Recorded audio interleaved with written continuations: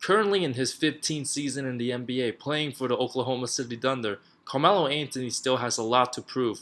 After missing the postseason with the Knicks over the last 4 years, Carmelo will finally get a chance to contend for a championship, something that only happened twice in his career. What's up, guys? My name's Wilson, and today I'll tell you why Carmelo Anthony is a guaranteed lock as a first ballot Hall of Famer.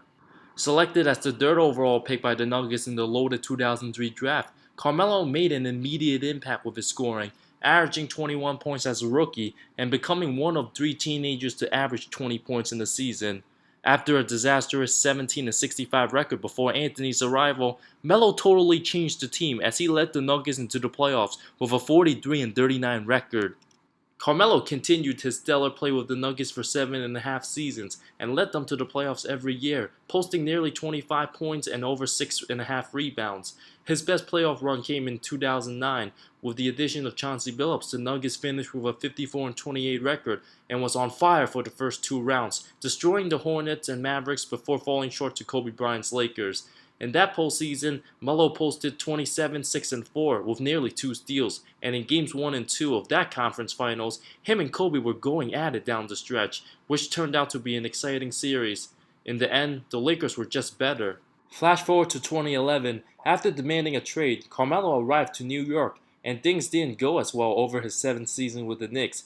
His playstyle didn't fit well with Amari Stoudemire, as the Knicks struggled to finish the regular season and was swept by the Celtics. In 2012, Amari was slowing down due to injuries, and it was clear the Knicks were Carmelo's team. As the 7th seed, the Knicks were no match for the eventual champion Heat, as Carmelo was knocked off in 5 games. Miami was simply better, but Carmelo did show up against LeBron and helped the Knicks win the first playoff game in 11 years, scoring 41 points in Game 4. The following season, Carmelo arguably had his best season, was third in the MVP voting, leading the Knicks to the second round of the playoffs before falling short to the Pacers.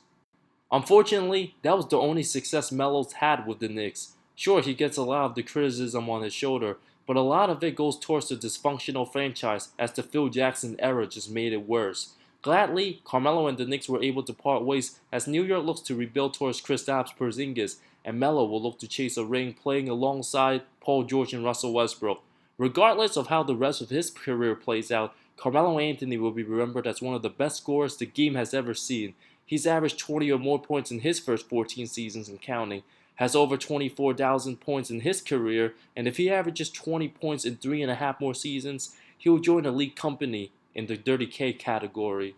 Carmelo is also a winner with Team USA, winning 3 gold medals, and playing alongside Russ and PG, Melo can go back to that old form and not worry about being the number 1 guy, where he can be more efficient as a spot-up shooter, can still take over games when needed.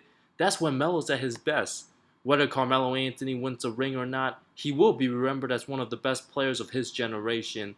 And he's been disrespected as of late, was ranked 64 in the ESPN Top 100 before the season.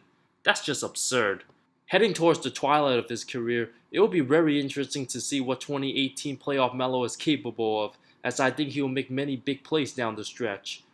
A lot of his accomplishments are underlooked, and at the end of the day, there's no question that Carmelo Anthony will easily be a first ballot Hall of Famer. Thanks everyone for watching. Any disagreements, let me know in the comments below. See you next time.